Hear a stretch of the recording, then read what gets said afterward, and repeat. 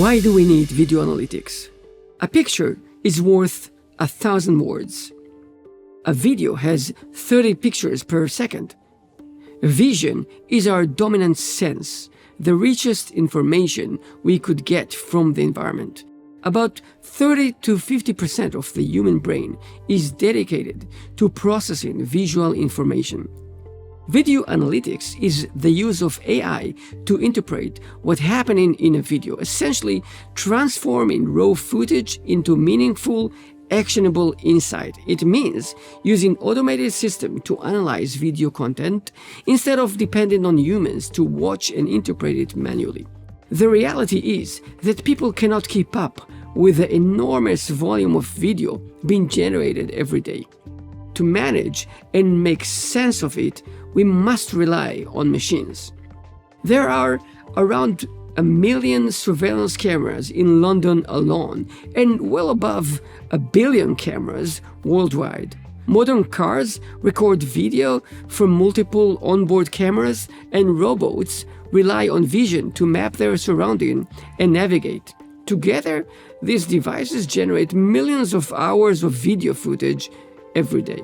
In order to process and store so much data, you need a lot of compute power and storage space.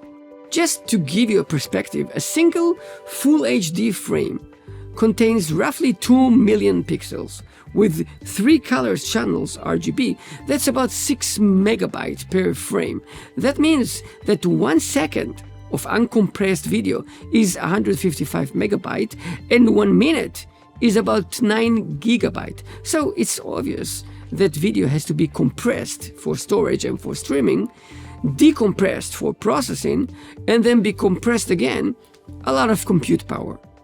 There are many challenges when it comes to processing video and using AI for analytics.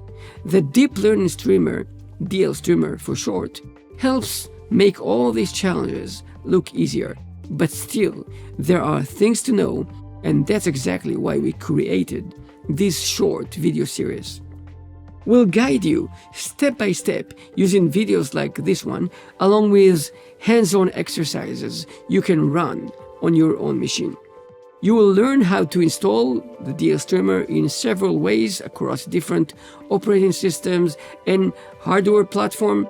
Together, we'll build video analytic pipelines, starting with simple examples and quickly progressing to more advanced multimodal and multi-channel scenarios.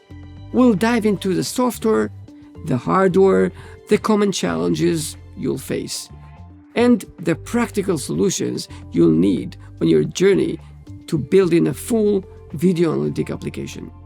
By the end of this short course, you'll be able to build video analytic pipelines like the one shown here, pipelines that combine multiple AI models working together. You'll gain the tools to benchmark performance and choose the right hardware platform for your specific application. You'll learn how to build multiple applications that communicate with each other using message-based channels. You'll be able to customize your pipeline with Python script, and you'll understand the different ways to deploy a video analytic application on the edge device, on your laptop, desktop, or in the cloud. Sit tight, let's begin. At the heart of any video analytics system lies the inference engine. A good inference engine can take your AI model and run it efficiently on your specific hardware and device. OpenVINO is the inference engine used by the DL streamer, and we'll explore it in detail in the few upcoming lessons. While OpenVINO is the core of the DL streamer, there's much more to full video analytics solution.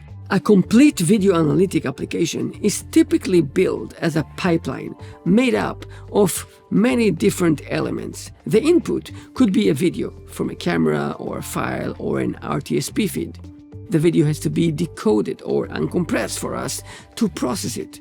We many times need to perform all kinds of format conversions and image processing to fit it to the AI model input sizes. Now, we can perform the inference using OpenVINO, maybe by one AI model, maybe using several models. Then we need to process the result, the output of the AI model, might just be coordinates for bounding boxes, and we have to actually draw them on the image. And then we need to encode or compress it back to video format for storage, for display, or for streaming.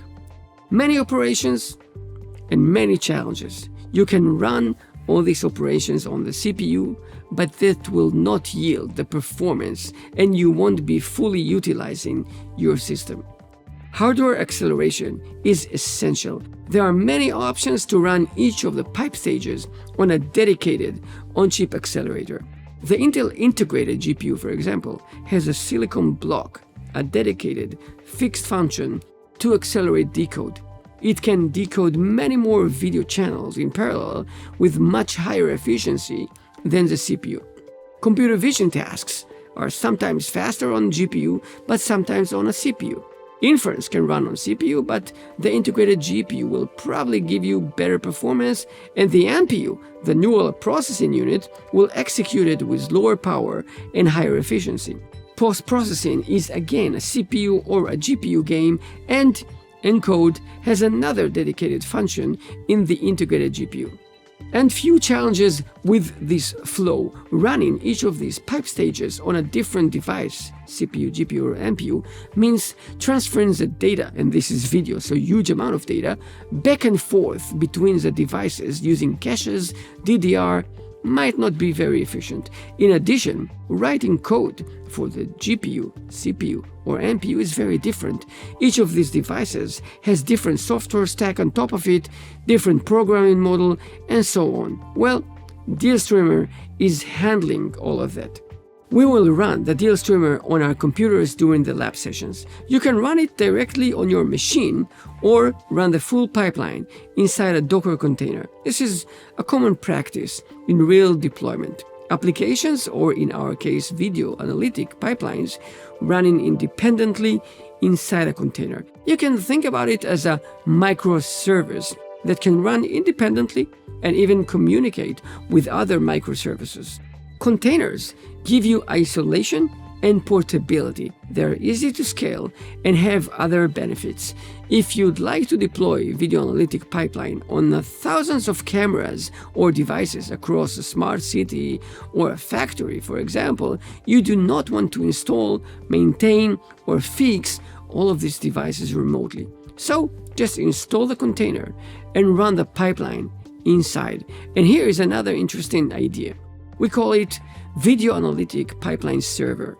Think about a container running anywhere, and you can just send it the pipeline you'd like to serve. So you can even update your pipeline dynamically, serve multiple pipelines. All you have to do is send it the updated pipeline using REST API. We will, of course, show you all these capabilities in details, and you'll have the opportunity to try them yourself. That's all for the introduction. Next, let's talk about how to install the DLStreamer so you can start using it right away. See you there.